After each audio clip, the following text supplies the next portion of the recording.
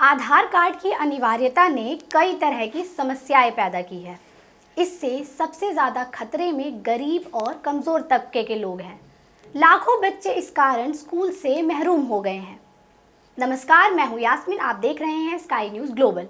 लखनऊ में रहने वाली 9 साल की राखी और उनके 2 भाई बहनों को स्कूल में होना चाहिए, लेकिन उनकी दोपहर पापा के फ़ोन में कार्टून देखकर गुजरती है। पिछले साल ही हरदोई से लखनऊ रहने चले आए ये परिवार स्थानीय स्कूल में दाखिला नहीं ले पा रहा है। उनको स्कूल वाले दाखिला देने से मना कर रहे हैं क्योंकि उनके पास आधार कार्ड नहीं है। राखी जैसे लाखों बच्चे हैं जो इस कारण स्कूल से वंचित है। अपनी झोपड़ी के बाहर टॉफ़ी, चॉकलेट जैसी छोटी मोटी चीज़ें बेचने वाला यह परिवार कई नाकाम कोशिशें कर चुका है। राखी की मां सुनीता सक्सेना बताती है, जब हम हरदोई में थे तो बच्चे पास के एक प्राइवेट स्कूल में जाते थे। उन्होंने तो आधार कार्ड नहीं पूछा। पिछले साल बच्चों का आधार बनवाने के लिए हमने बहुत भागदौड़ की, लेकिन कुछ नहीं हुआ। हम सोच रहे हैं कि बच्चों को उनके दादा दादी के घर वापस भेज दें हरदोई, ताकि वे वापस पढ़ सके। वहीं इस मामले पर सरकार कहती है कि किसी बच्चे को दाखिला देने से मना नहीं किया जा सकता क्योंकि उनके पास आधार कार्ड नहीं है। उत्तर प्रदेश के शिक्षा विभाग में वरिष्ठ अधिकारी विजय किरण आनंद कहते हैं, किसी सरकारी स्कूल में आधार ना होने के कारण बच्चों को दाखिला देने से मना नहीं किया गया है।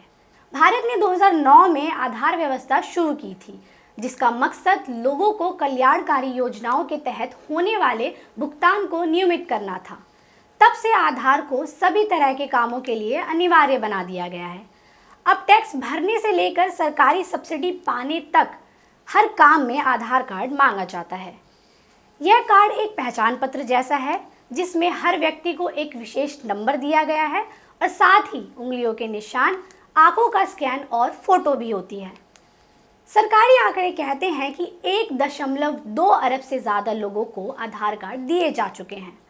तब भी कई भारतीयों के पास अब तक आधार कार्ड नहीं है। इनमें बेघर, ट्रांसजेंडर, आदिवासी या गरीब तबके के लोग ज़्यादा हैं, जिनके पास कोई स्थायी पता या रजिस्ट्रेशन के लिए ज़रूरी अन्य दस्तावेज नहीं हैं। आधार कार्ड पर रिसर्च करने वाली अंबेडकर यूनिवर्सिटी में असिस्टेंट प्रोफेसर दीपा सिन्हा इस बात की तस्दीक करती है। वह कहती है, गरीब कमज़ोर तबके के ऐसे लोग ज़्यादा आधार से वंचित है और वह आधार की मांग करने वाले स्कूल या संस्थाओं के सामने आवाज़ ऊंची नहीं कर पाते। आधार कार्ड को लेकर कानूनी स्थिति के बारे में जाने तो 2014 में सुप्रीम कोर्ट ने कहा था, आधार को कल्याणकारी योजनाओं के लिए अनिवार्य नहीं बनाया जाना चाहिए। जब सरकार ने पेंशन से लेकर सिम कार्ड तक हर चीज़ के लिए आधार कार्ड को अनिवार्य बनाने की कोशिश की, तब 2018 में भी सुप्रीम कोर्ट ने इस पर पाबंदी लगा दी थी। दीपा सिन्हा बताती है कि सुप्रीम कोर्ट के आदेश का कोई खास असर नहीं हुआ है। वह बताती है, हालांकि सुप्रीम कोर्ट कह चुका है कि आधार कार्ड ना होने के कारण किसी को भी किसी भी सुविधाओं से वंचित नहीं किया जाना चाहिए, लेकिन तब भी ऐसा हो रहा है।